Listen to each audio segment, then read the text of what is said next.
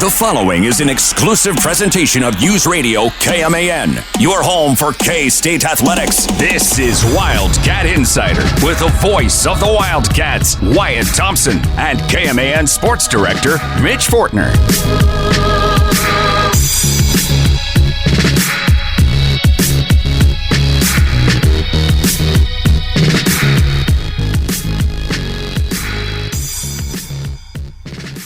And welcome to another edition of Wildcat Insider, the final of the month of January 2024. I am Mitch Fortner with the voice of the Cats, Wyatt Thompson. AJ Shaw on our board today. The phone number is 785-537-1350. If you want to call in to the show, the phone lines are open for all 2 hours. Special treat today as we have two pairs of K-State men's basketball tickets taking on the Oklahoma Sooners tomorrow night. We will give one pair away at the end of this first segment. And then we'll give the second pair away in hour number 2 after the first segment in hour number 2. We will, of course, talk K-State women's basketball. 2 wins last week. They really had to gut one out Saturday at home against BYU, a tough matchup down low. But the Cats managed to get it done by 2 points, and now they've won 14 straight, 20 victories, best start in program history, 9-0 in Big 12. And now they're on the road for 2, as they are now the number 2 team in the nation as they move 2 spots up in the AP poll. Some K-State baseball news. We'll take a look at the Big 12 in basketball, and we lead off with the K-State men's basketball team losing 2 on the road against who are maybe, I would say probably, the 2 best defenses in the Big 12. But Wyatt, welcome back. How was the road trip? How was being, 4 or 5 days away from Manhattan straight? Well, it was pretty tough, if I'm being honest about it. We left on Tuesday. Played Wednesday night late in Ames. We were to fly from Des Moines straight to Houston. That didn't happen because of fog. Didn't get out of there until probably about 12:30 or so on Thursday. And then the reason they really did the way they did was because, if you think about it this way, Coach mentioned this at his press conference today, you play the late 8 o'clock game in Ames, where afterwards you have to bus to Des Moines, and then you play the earliest game on Saturday at 11 a.m. in Houston. So it was a long week, and it was a long week on and off the floor. I know we're going to talk a lot about this, but certainly some controversy too with the Iowa State game. It was a tight, tense, tough game. The Houston game was really never much of a contest, to be honest with you. K-State fell behind 11-0, and Houston's defense is, in particular, in that building, I'm just going to say elite. Coach hopped on air with us after the ball game and said it might have been the best defensive team he's seen in his time as a coach at the Division I level. So that's pretty high praise, because he's seen a lot of really good clubs over 20-plus years. So it was trying, to say the least, and frustrating and all of those things, but that's life on the road. We'll start with the midweek game where K-State went up to Hilton Coliseum and lost to Iowa State. Final score 78-67, where K-State was down 12 at the end of the first half, and then K-State does make it a ball game in the second half. They tie the game multiple times but could never take the lead. I mean, ask any basketball coach out there. College, pro, high school, doesn't matter. Tying the game is one thing. Actually taking the lead is another level of momentum for sure. Boy, and Wyatt, there's just so many things to even bring up about this Iowa State game, from both just the way the game played out to what happened after the game, what happened during the game, the referees, the foul calling. We'll get there. But the first half, I mean, the reason K-State was down, I mean, to me, I didn't want to get too complicated with it, even though there was a lot that wasn't going right. Cam Carter, first of all, 2 fouls in the first 36 seconds or something like that, was a problem. No doubt. And K-State was a little off balance there for a while.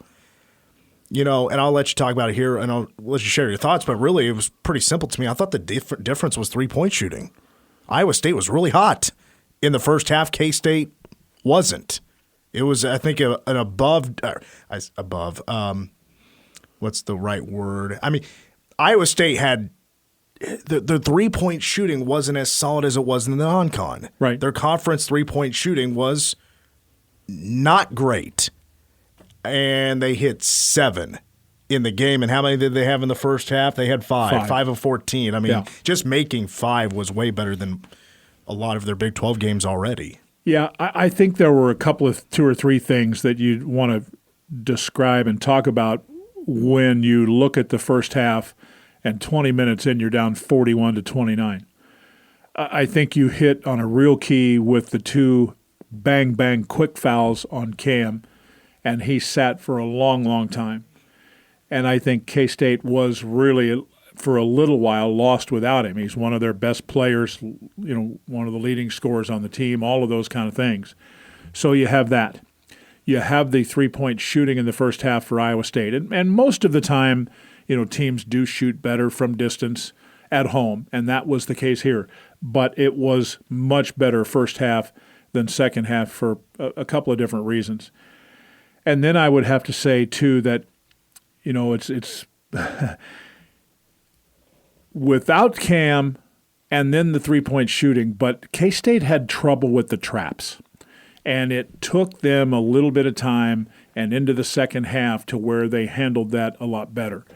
I felt like in both games on the road trip that K-State was just out of sorts a little bit in the first half and looked really more different, more settled, set in, if you will, in the second half of both games.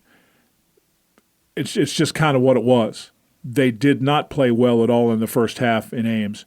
To their credit, they did battle back. I think you make an interesting point. I hadn't really thought that much about it. We have talked, several times since that game that K-State did a really good job of getting right back into the game with good offense, good defense, better play overall, cutting that 41-29 lead down. And as a matter of fact, as you said, they tied it 5 times, but had opportunities and never could take the lead. And a couple of those opportunities were really good ones. Now, I'm not picking on anybody, but I remember one where Tyler Perry is wide open in the corner just to my right. And, I mean, you'd pay for that look most times. And I'm going to say, generally speaking, he'd probably hit 6 out of 10 of those. But it didn't go. And Iowa State finally had a little run. Then you have the technical foul, and the next thing you know, it's a double-digit game, and basically you play the game out and it's over. And Iowa State, went to the foul line 39 times, K-State 23 times. K-State's outscored at the free throw line by 12 in a game that ended up as a 11-point Iowa State win. Yeah, for some reason, pretty clear reason with the Iowa State game, with Cam Carter not being in, K-State gets off to these slow starts in first halves. And, with no Cam Carter, I think that really affects your defense. And what I've really enjoyed about K-State and their improvement in the defense after the first 5 or 6 games of non-conference play was them being much quicker in defending the three-point line, which is when the ball is being swung around, guys are closing out a lot faster, they're playing faster as a team. There wasn't a whole lot of that. You saw a few too many open shooters for Iowa State, and they were knocking those shots down. am I saying that right? Momcilovic? I mean, he was hitting some pretty big shots if he was left open. And, he had some tougher shots, too. He was 5 out of 10, I think 3 out of 6 from 3. But, he's one of those guys that can do that, head and shoulder fake and little step back and not leave it short more times than not. He's kind of, in his own way, perfected that shot for him, whether he's at 12 feet or at 19 feet, to be honest about it. He's a nice-looking young player. They're probably quite fortunate to have him. He's going to be a good one. And then Tamin Lipsey ends up playing, which he did not play against TCU, right? He was out with that shoulder injury, and he is their best player. If you look at his stat line, a lot of his stats leads the team in multiple categories from points to assists to steals. I mean, he can really do it all. How'd you feel like K-State did against him? Because he did have an 8.6 assist performance, but he also turned it over 5 times. Yeah, and he was just 2 out of 10. I think generally speaking, they did a decent job on him. I think the guy that probably had the real game that hurt was Keyshawn Gilbert. And, he played nearly 35 minutes, had 15 points, and how about this, 13 rebounds for basically an off guard. That's an extraordinary thing, to be honest. They had other guys play well, and when you look at, that's the great thing about basketball in a lot of ways. You can say things, and if you look at the box score, it doesn't always make sense. One of the guys that I thought gave them a boatload of energy was Robert Jones. That's an obvious statement. But the other guy was Hassan Ward. Ward just kept, tap a ball here, keep it alive, give them second chance. And at the end of the day, their rebounding was really a big factor too. I mean, K-State has kind of sunk into a situation here in the last probably 4 games where they have not rebounded it at the same level as they did early in the conference race. I mean, they're out-rebounded in this game 38-25, and 13 of those 38 rebounds for Iowa State were on the offensive end, and that leads to 13 second-chance points. So lots of things to point to in this one. And, hey, we haven't even talked about the the controversy of what happened behind the bench, or what didn't happen, depending on your view of that. We'll get to that here in just a second. I did want to share some notes here because there were a number of things this past week, and I mean, if you really wanted to, you can maybe look at the 2 weeks prior, 2 games prior rather, with Baylor and Oklahoma State, of some of these kind of numbers that have kind of ran away from K-State in the last few games. I mean, turnovers, K-State is averaging, I think, in the last 4 games, over 17 turnovers a game. K-State right now is dead last when it comes to Power 6 teams of most turnovers. Mm-hmm. And also where K-State is not doing too well right now is giving up offensive rebounds. And K-State was out-rebounded offensively in the last 2 games, 28-14. And then you mentioned the fouling, the free throws. Too many free throws for opposing teams. In just the last 2 games combined, Iowa State and Houston took 73 free throws. K-State took 35. Wyatt, let's pause because I knew we could talk a lot about just this Iowa State game. We'll get to the controversy after the break. Before we take our break, though, K-State hoops in action tomorrow at home against a top 25 opponent in the Oklahoma Sooners. Guys, this is the last time Oklahoma is coming to Manhattan for basketball for a long time. Just so happens it's going to be, of course, in front of a packed Octagon of Doom, student section full.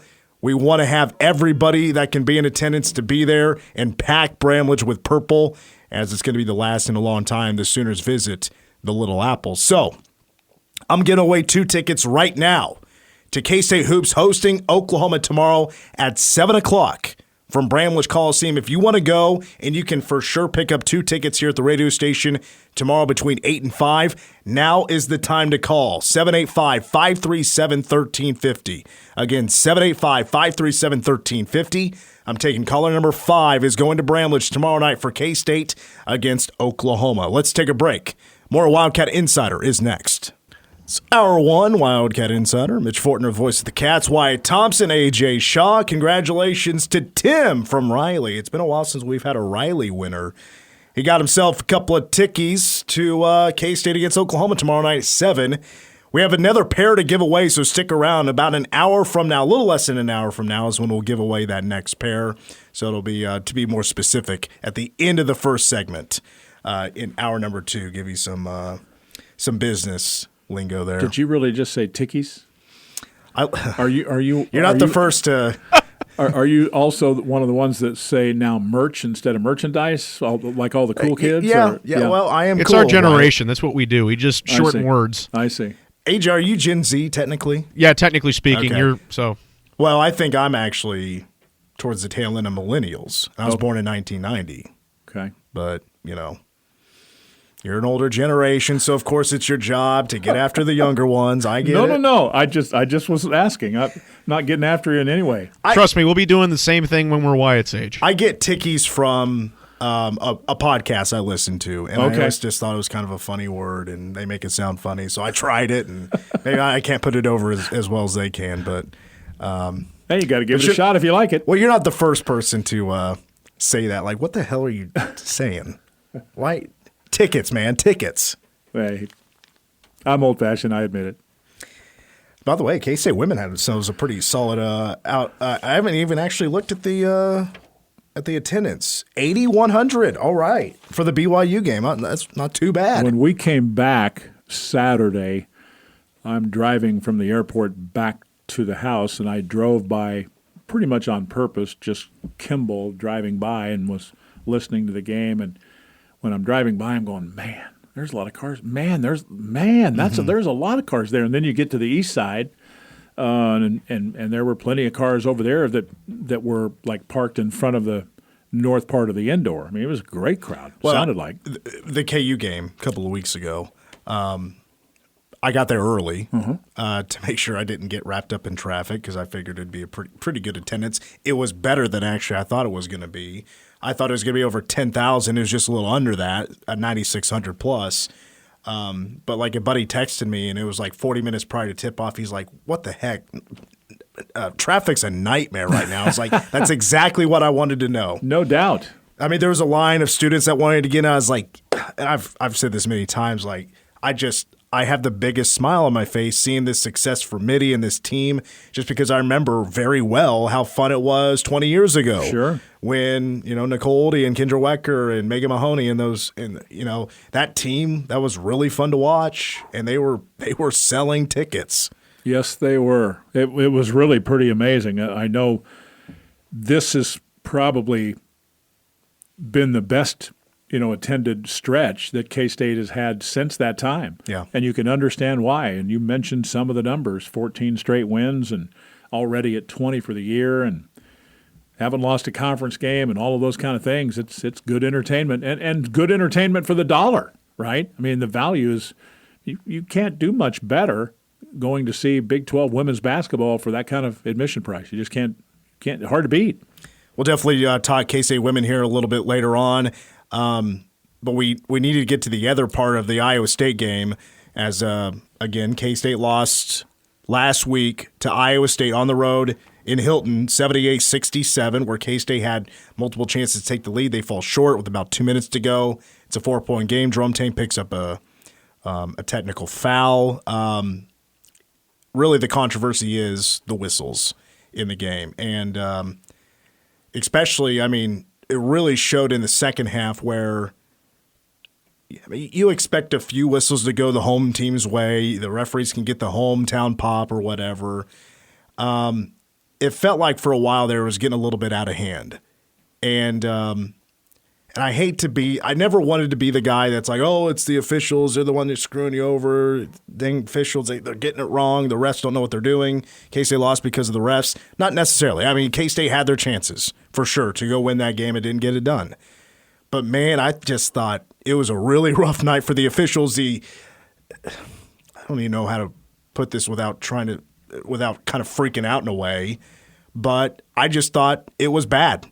It was really bad, and good for Jerome Tang to not completely freak out. Yes, he got a technical foul. He was even asked about it in postgame, and he was pretty chill about it. I mean, it was a little bit different in the Houston game.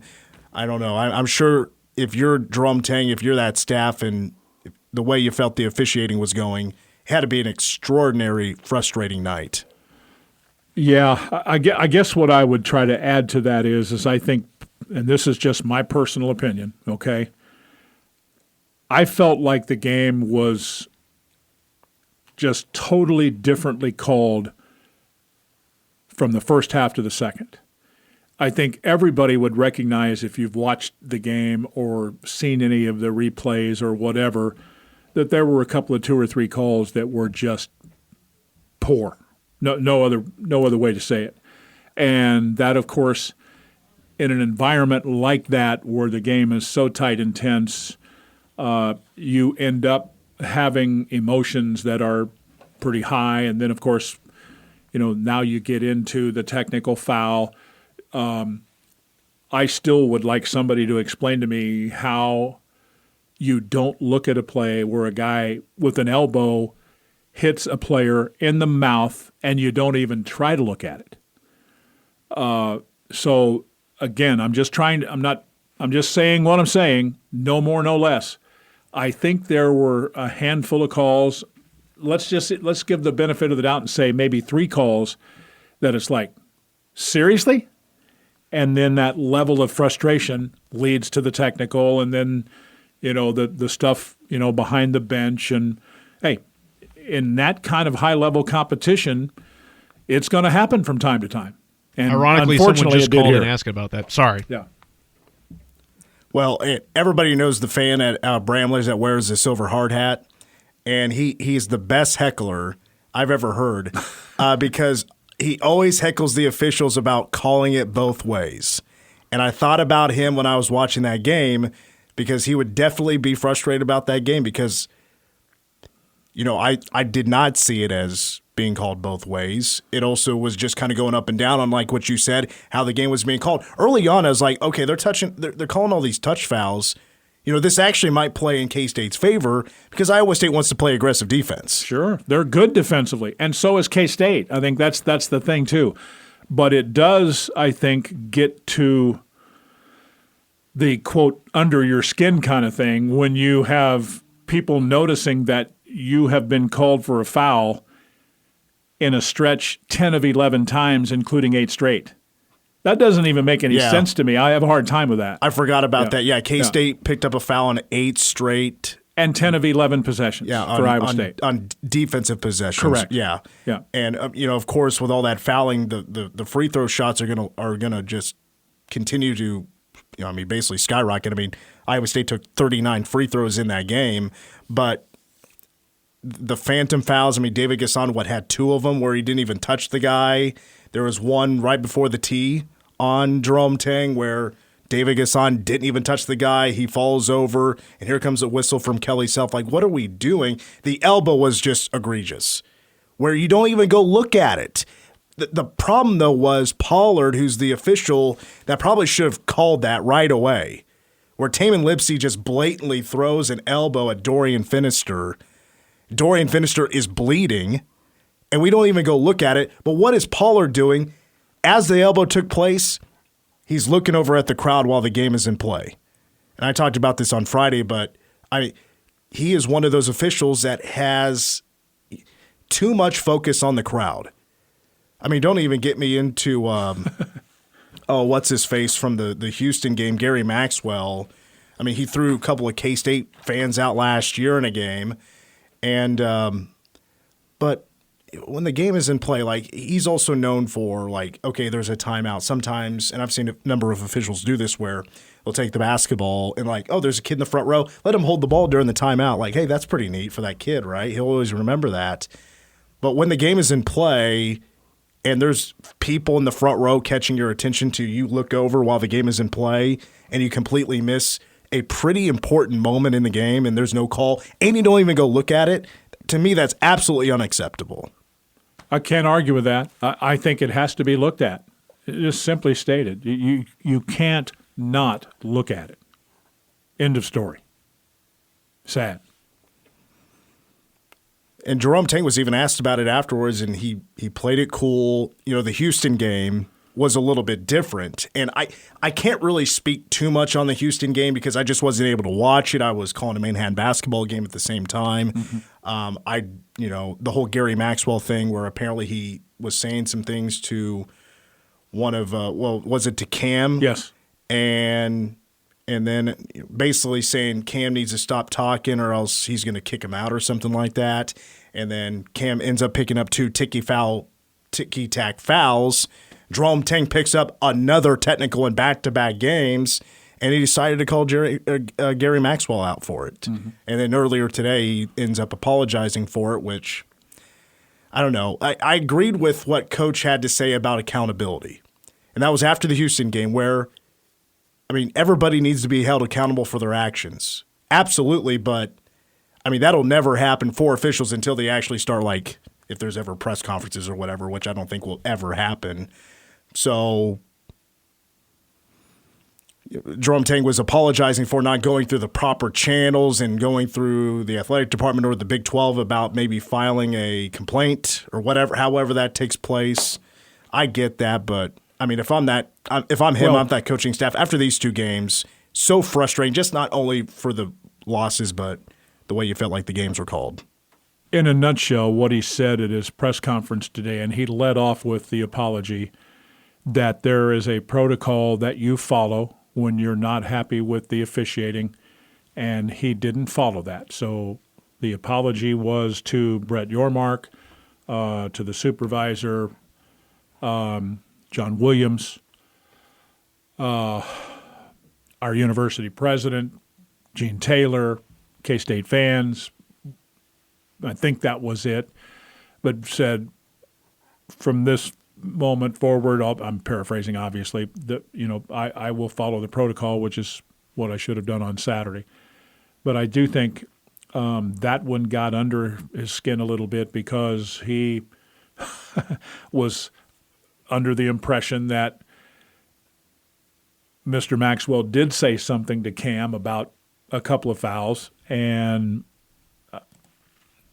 it's just kind of the way it played. And when you throw that smaller incident on top of what happened in Ames on Wednesday night, it made for a very interesting couple of ball games and lots to talk about after both. And one that was a tight, tense rock fight, and one that was a blowout.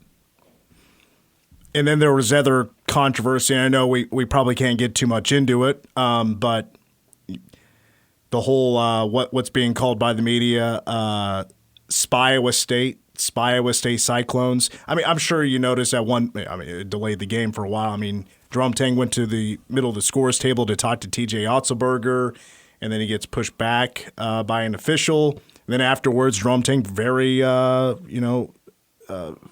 don't know how to put it, but very animated. Yeah, animated with TJ Otzelberger about, he pointed behind the bench, was pointing at somebody.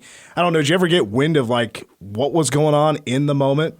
Well, I think I guess what I would say is I think there was some suspicions on K-State's part that there were people, looking into K-State's huddle, and I don't think they liked it very much. Yeah. And he brought it up, and it's just kind of here's the bottom line to this. Regardless of which side you are on in this thing, the bottom line is, from my perspective, it's going to be a he said, she said thing. Yeah.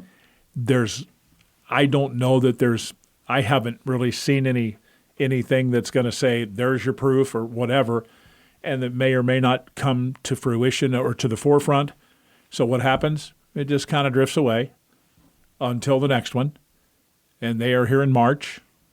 Now, what happens in March? I'm not trying to make anything crazy happen here. I'm just saying it's going to be over time. These things, settle down. But it was an odd one.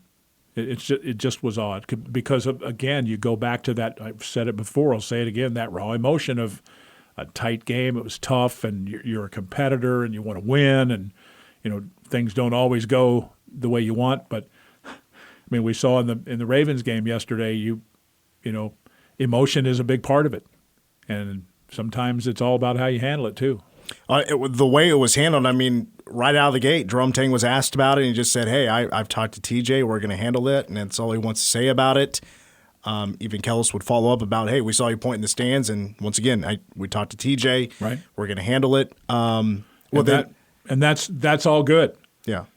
Things different, though. What I didn't understand is after they beat Kansas on Saturday, He leads off his presser with that when they were just going to keep it between themselves. And that one made no sense to me personally. That's just me. Yeah, still hasn't said anything public about it. Yeah. I mean, once again, brought up today, Jerome Tang said, no, TJ and I, we talked, we got it handled. Yeah. TJ said after the Iowa State game, or the Iowa State KU game Saturday, addressed it in the opening comments of the post-game press conference, and said, "I'm here to report the facts." And he brought up a fact that a K-State assistant cussed out a student manager. Well, once again, it's what you said. Why it's the he said she said thing on both. Yeah, both there. I mean, because he said it, are we supposed to think that it's absolutely factual? Well, it's just I don't know that I can go there, honestly. It's like, what can you prove? And right now on both sides, it's kind of, it's two things that's extremely hard to prove. No doubt. That's it. Yeah. It's again, I think this was kind of I don't know if perfect storm's the right vernacular here, but you had such emotion going on. And let's be honest, if you go back and watch, and I'm seeing TJ Otzelberger as mad as I've ever seen him in that game, right? So he was absolutely as emotional as Jerome Tang, without question in my mind. I'm just going to make that point because I think this was a high level, and I'll use the term again, this was a rock fight. This was a battle. Yeah. This was tough. And sometimes when you get down and dirty like that, things happen. And things happened here. Well, and here's the result that you're going to get from all that took place in Hilton Coliseum. You're going to see a K-State fan base that remembers. Sure that remembered what happened. Yeah. And they're going to bring that energy to that game. And when we go up there next year, Iowa State will remember again too. Guarantee it. And maybe will there be a few cell phones up in Section 3 and 4 that might be trying to record the huddles? I don't know. No. We'll see where the imagination goes when that game takes place in a couple of months. All right, we need to take a break. When we come back, let's see. We've already moved things around. Let's take a look at last week in the Big 12. We mentioned KU Iowa State. What a game that was, but that was not the only extremely entertaining game from Saturday. I had a hunch that we'd have some good ones on Saturday. Why and I will discuss when we come back. Wildcat Insider. And looking back at the Big 12 this past Saturday, really, really solid Saturday. Of course, K-State lost to Houston. That just ran it, like as Coach said earlier today, ran into that buzzsaw for sure. Houston is the best defensive team probably maybe in the country. At least statistically, heading into that game, they were. I don't know how the numbers adjusted, but he played 2 games against the 2 best defenses in the Big 12. I agree. That is as hard as it's going to get in Big 12 play. K-State just got the hardest 2-game stretch out of the way. Meanwhile, for KU, different story for what they have coming up on their schedule, because KU right now is 4-3 in the Big 12, and they haven't even entered the toughest part of the schedule yet. What's going on is they're winning at home and they're not winning on the road. Iowa State beat KU 79-75 at a packed Hilton Coliseum. It was a whiteout. Man, and we mentioned earlier in the hour, Iowa State in their three-point shooting in Big 12 play hasn't been great, but holy cow, were they shooting lights out against KU. 14 of 30. They hit 6 straight to begin the second half. And what's even crazier is Trey King, who had not been a very good three-point shooter, was 4 of 7. Honestly, it was so good it's probably a fluke, but you like that it came against KU, not K-State. Trey King going into our game, so 2 games ago, had been 3 of 14 from three for 21%. So he wasn't even shooting it that much. No. I just heard a percentage. I didn't know how much it actually was when it came to actual shooting. 14 shots, making 3. And now in this game, he goes 4 for 7 and goes ballistic with 21 points made, 8 of 16 shots overall. I'm not saying he's not a good player, but three-point shooting is not his expertise. He's more of a wing and, a slasher and, a cutter and dunker and those kind of things as opposed to a three-point shooter. But Saturday, he was a three-point shooter. Yeah, Ian Eagle and Bill Rafferty had a great one to call. And that was a great second half where each team scored 49 points. That's what you want when your team isn't playing. You want a crazy good, high-scoring game, especially in the second half, and Iowa State able to pull it off. That's another thing, though. Iowa State was shooting just such lights-out three-point shooting in the second half. KU managed to keep in it. They were down 11, 12 points numerous times in that second half, and they got it within 3 points at one time. You look at KU's shooting. They shot 45%. They beat Iowa State on the glass, although it was pretty close, 40-34. KU had 12 turnovers, assisted 18 times on 27 made field goals, so it wasn't like they were, just off. But they just couldn't slow down Iowa State shooting the ball. The Cyclones shot 46%, and as we said, the three-pointers was the deal. They were 9 of 15 from 3 in the second half. That's crazy. Another really great game was TCU Baylor. The final score, TCU won in Waco 105-102. That was a 3-overtime game where TCU hit a clutch bucket with, that was just, roughly 10 seconds to go-ish. It was an offensive rebound and a two-pointer from the baseline that put TCU ahead, and they won the game. I know it was a 3-overtime game, but Jameer Nelson had 30 and Emmanuel Miller had 21, and it still took 3 overtimes to beat Baylor. And I was visiting today yesterday, I guess it was, with Brian Estridge, the play-by-play voice at TCU, and I said, I'll be honest, I thought you were dead twice. And he goes, 3 times. Yeah. So, and I'm sure if you talk to the Baylor guys, they probably thought, the same kind of thing, that they had it won and didn't work out that way. Wild, good game. Texas Tech holds on to first place in the Big 12 by stunning Oklahoma, who they just hosted. Well, who'd they just host before? I can't remember who they just hosted. Texas. Texas, that's right. Yeah. Oklahoma wins that game, and then they lose by 1 to Texas Tech thanks to a Chance McMillan three-pointer that gave Tech the lead for good with about a minute to go. Speaking of good shooting, Chance McMillan, who's basically a backup guard for them, but plays a ton. He played almost 32 minutes. He has 27 points, 6 of 8 threes, 10 of 13 from the floor. He kept them in it, and then late, and this is my personal opinion, Tech was in the last minute and a half or so, probably just a tiny bit tougher. Pop Isaacs made a really hard shot on a 1-on-2 drive and made it. Those kind of things, that's how you win on the road. Take a look at the Big 12 standings. Texas Tech in first at 5-1. Tied for second is Houston and Iowa State at 5-2. Meanwhile, tied for fourth place, you have a three-way tie. KU, TCU, and K-State. By the way, the K-State-KU game in Bramlage is a week from today. Yeah. And then you have Baylor at 3-3, and then second half of the Big 12 is BYU, Oklahoma, Texas 3-4, Cincinnati, UCF, West Virginia, and Oklahoma State. We need to take our final break of the first hour. We'll finish up the hour next on Wildcat Insider. All right, let's finish up hour 1 of Wildcat Insider with, wanted to mention the Kansas City Chiefs.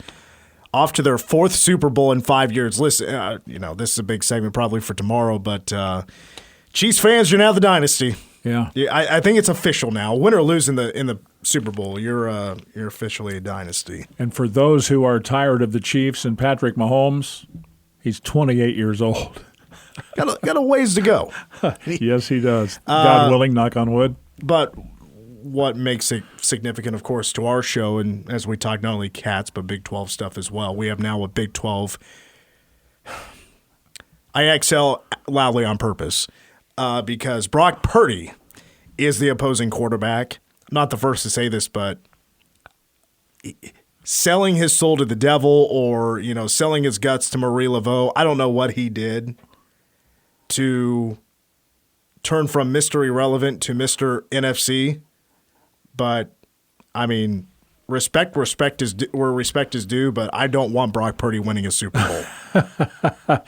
Well, you may have to sweat it out a little bit. The kid's a pretty darn good football player. He's got a little bit of moxie and toughness to him, as we saw yesterday when he had to make some plays and couldn't with his arm. He did with his legs, and he's got a lot of really good football players around him. That always helps, and I think he'd be the first to admit that. But, yeah, Big 12 Super Bowl with quarterbacks. How about that? The tip of the cap to the Chiefs and that Chiefs defense, Ooh. Those 3 turnovers. I mean, Lamar Jackson, throwing that interception, that the ball that goes through the end zone on the fumble forced right at the goal line. Incredible play that was.